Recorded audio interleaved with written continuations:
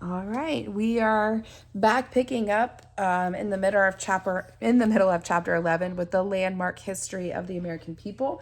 And when we last talked, we were talking about Frederick W. Taylor, this gentleman right here, and how he was focused on eliminating waste. He was focused on the science of efficiency, the science of management. So, the system, according to Taylor, made it possible to pay each shoveler 60% more in wages. The wages of workers actually were increased. But naturally enough, many workers were afraid they would lose their jobs. Others were afraid that even if they kept their jobs, they would have to work harder. Many were afraid they would be regimented, forced to do their work exactly as everyone else did. Still, all over the country, scientific management became more and more popular with the employers. They discovered that by making a science of the simplest jobs, they usually could find a better way. In an astonishingly short time, the American factory took on a new look. Scientific management engineers invented a completely new way of organizing a factory. Instead of having the workers walk around to pick up parts and bring them to his workbench, the management engineers designed a workbench that moved. Then each worker could stay in one place and keep his mind on his proper job. The bench, now a moving belt, or kind of a conveyor belt, would carry the heavy parts from one worker to the next. They called this new kind of moving workbench an assembly line because the whole machine was put together or assembled on it. In early April 1913, a bold mechanic named Henry Ford decided to try an assembly line for making automobiles. He wanted to make automobiles so cheaply that he could sell them by the millions. He made some improvements of his own in the assembly line. For example, he arranged the moving belt so that it would be always man-high. He changed the height according to the job so that nobody had to waste energy bending down or reaching up. Ford also varied the speed of the belt, he explained. The idea is that a man must not be hurried in his work. He must have every second necessary, but not a single unnecessary second. The man who puts in a bolt does not put on the nut. The man who puts on the nut does not tighten it. On operation number 34, the budding motor gets its gasoline. On operation number 44, the radiator is filled with water. And on operation number 45, the car drives out. In the early years when Henry Ford had been trying to perfect a gasoline-driven motor, many people laughed at him. They put him in the same class with the crackpots who tried to make perpetual motion machines. It was hard to imagine a self-propelled machine that would not run on steam, but on a liquid fuel. Luckily, in 1897, Ford met the already famous Thomas A. Edison. Some of Edison's own friends had been working on the electric automobile that worked on the storage batteries. The problem was that they had to recharge the batteries too frequently. When Ford explained his gas car, Edison cheered him on. Young man, that's the thing. You have it. The self-contained unit carrying its own fuel with it? Keep at it. Edison said the fuel could be a hydrocarbon, a chemical name for fluids like gasoline. Ford and Edison became best friends. Even before they had met, Edison, who was 16 years older, had been an inspiration to Ford, as he was to many other inventors. Edison had invented a new kind of factory, an invention factory. Its purpose was to invent new kinds of things to make. Edison set up his first invention factory in 1870s with $40,000 he received from his early inventions. He brought the most ingenious men he could find to his invention factory. He inspired them with loyalty and hope and built them into a team.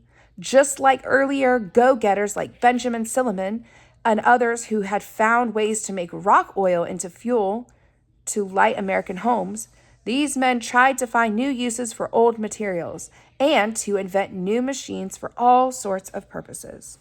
So before we continue on the next page, here we see the car. there is one of Ford's first vehicles. So it says one of the last steps in the original Ford assembly line in 1913. The body assembled on the second floor, the body, was dropped down onto the chassis and motor. The chassis and motor were assembled on the ground floor. The two pieces were attached to one another and fitted by alert mechanics. So, one of Henry Ford's biggest goals, right, as he's coming onto the scene, is that he wants to make a car. But it's not just any car that he wants to make. He wants to make automobiles so cheaply that he could sell them by the millions.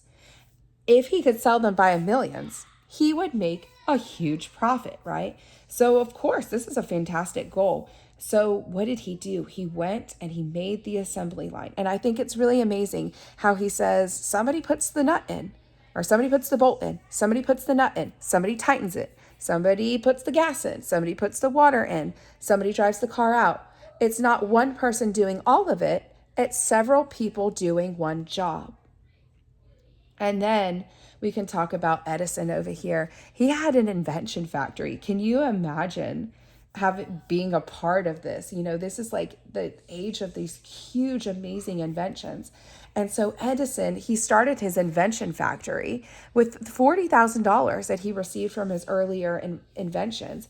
And, you know, what was the purpose of it? What was the function of the invention factory? It was to invent new kinds of things to make and to find new uses for old materials. And I love that he was looking to find uses for old materials. So this says Thomas Edison was not the inventor of the electric light bulb, but he produced the first bulb that cost a reasonable amount of money to purchase and use. So I guess that's a very common misconception, that Edison invented the light bulb when he didn't. He just invented the most cost-effective one. So, Edison and his associates were tireless testers and imaginative mechanics. One of the first feats was to help make electric lighting possible. The most difficult problem had been to find a thread that would give light. And you can see very closely a thread in a light bulb that would give light when electricity was sent through it, and yet would not quickly burn out. Here we can see I believe this is Edison. So it says, when Edison's new phonograph, here's a picture of the phonograph, was still rare, this man made money by giving programs of recorded music and talk. Here he holds one of the cylinder-shaped records chosen from a case decorated with Edison's photograph. And this is from 1885. There's his photograph. So they're off to figure out how to do a light bulb. So they tried all sorts of materials: carbon, bamboo, hair, platinum, copper, and scores of other substances. They finally discovered that a filament of chart paper served well if it was in a vacuum. But this made possible the commercial production of light bulbs, which soon replaced Rockefeller's oil lamps. Okay. Edison and his fellow inventors, looking for a way to record the human voice, invented the phonograph. We just talked about that picture. They worked on a way to use the new art of photography to show moving pictures. In 1891, Edison patented a kinetoscope, a machine that showed moving pictures inside a box.